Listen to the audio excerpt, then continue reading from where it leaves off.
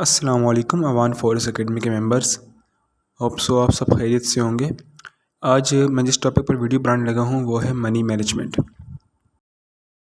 Forex trading में money management जो है इसी को ही सक्सेस की कहा जाता है। मनी मैनेजमेंट बेसिकली कहते हैं कि आप अपने पैसों को किस तरह से मैनेज कर सकते हैं प्रॉफिट कमाने के लिए या फिर लॉस से बचने के लिए। तो आप एक परसेंटेज या फिर एक वैल्यू सेट कर लेते हैं अपने पास कि इतना मेरा डेली का टारगेट है, चाहे लॉस हो या प्रॉफिट हो, इससे ज़्यादा मैं ट्रेडिंग नहीं करूँगा। तो इसको कहते हैं मनी मैनेजमेंट। मनी मैनेजमेंट के कंसेप्ट को मज़ीद समझाने के लिए मैं आपको कुछ एग्जांपल्स शो करता हूँ।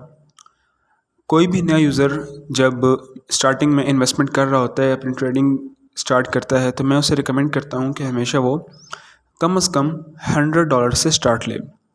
इससे ज़्यादा इन्वेस्टमेंट ना करे और इससे कम भी इन्वेस्टमेंट ना करे।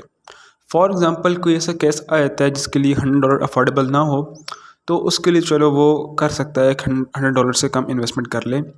लेकिन एक बात याद रखें कि जितना आप ज़ीरो के नज़दीक होंगे उतना ही आप लॉस के नज़दीक भी होंगे। तो इसलिए कोशिश करें जो फर्स्ट टाइम इन्वेस्टमेंट हो आपकी ट्रेडिंग में वो कम से कम $100 ही हो। तो अगर आपने प्रॉपरली वर्क करना है ट्रेडिंग में, तो सबसे पहले आप अपना एक daily profit and loss ratio set कर लेते हैं। तो जनरली $100 के अकाउंट के ऊपर आप जो अपना profit and loss ratio set करते हैं वो होता है आपका डेली का 3% या फिर 5% मैक्सिमम। ठीक है, आप मैक्सिमम 5% तक जा सकते हैं कि मैं मैक्सिमम अपनी अमाउंट का 5% अर्न करूँगा एक दिन में, या चाहे अगर लॉस हो जाए तो मैं मैक्सिमम 5% का लॉस बर्दाश्त कर सकता हूँ। $100 के हिसाब से जो 3% बनता है वो बनता है $3 और 5% बनता है $5। तो हम $3 को लेकर चलते हैं। फॉर एग्ज़ाम्पल आपने अपनी अर्निंग का 3% सेट कर लिया, अपनी इन्वेस्टमेंट का 3% सेट कर लिया कि ये आपका डेली का टारगेट है, चाहे पॉजिटिव हो या नेगेटिव। तो अगर आपने आज के दिन $3 अर्न कर लिए तो आप इसके बाद मज़ीद ट्रेडिंग नहीं करेंगे, चाहे आपने ये एक ट्रेड में अर्न किए चाहे मल्टीपल ट्रेड्स में अर्न किए।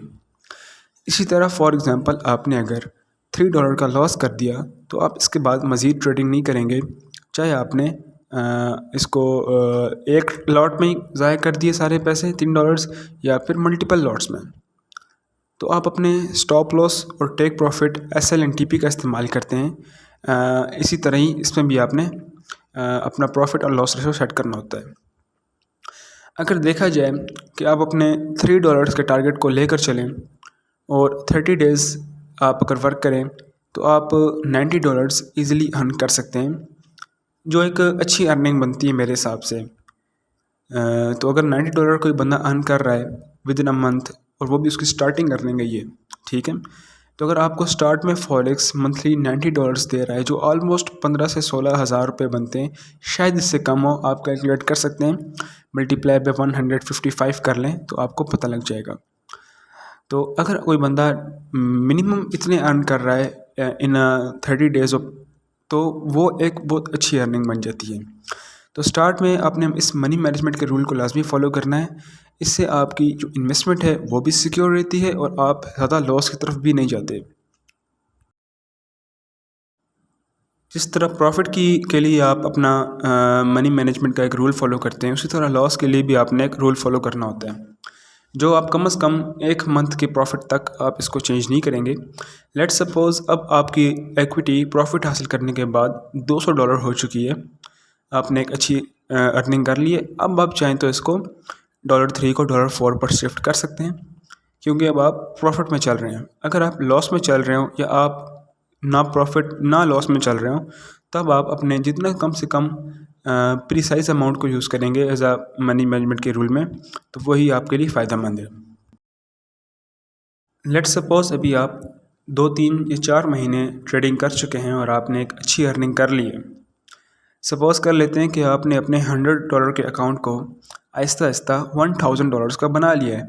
तो इस अर्निंग का जो प्रोसेस है, इसके अंदर आपको काफ़ी सारी मार्केट की चीज़ें समझ में आ जाएंगी।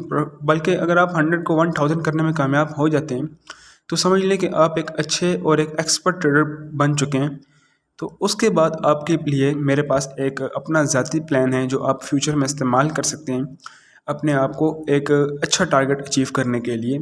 लेकिन ये आप अपने मेन अकाउंट पर नहीं, ये आप किसी सेकेंडरी अकाउंट में यूज़ करेंगे जिससे आप विड्रॉल नहीं लेंगे, बस उस पर आप सिर्फ ट्रेडिंग करके प्रॉफिट अर्न करेंगे और उसका टारगेट 1 साल बाद का होगा। जब आप एक अच्छा प्रॉफिट अर्न कर लें तो उसके बाद आप एक सेकंड अकाउंट क्रिएट कर सकते हैं जिसमें आप अगेन स्टार्टिंग में $100 से ही डिपॉजिट करेंगे।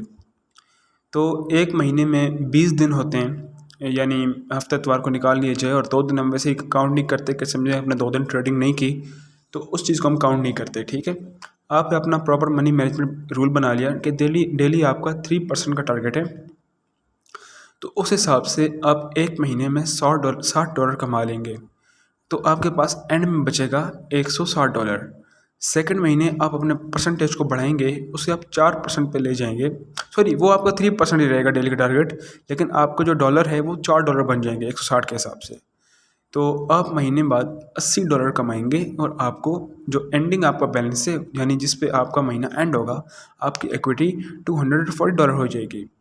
इसी तरह $240 का 3% बनता है $7, जिसको आप यूज़ करते हुए $140 तक अर्न कर सकते हैं मंथली बेसिस पर, जो आपका एंडिंग बैलेंस बन जाएगा $380। इसी तरह अगर हम इसको कंटिन्यू करें और देखें, अगर 10 महीने बाद 10 महीनों बाद आपकी जो अमाउंट है आप वो देख लें, आपका डेली टारगेट हो जाएगा $188।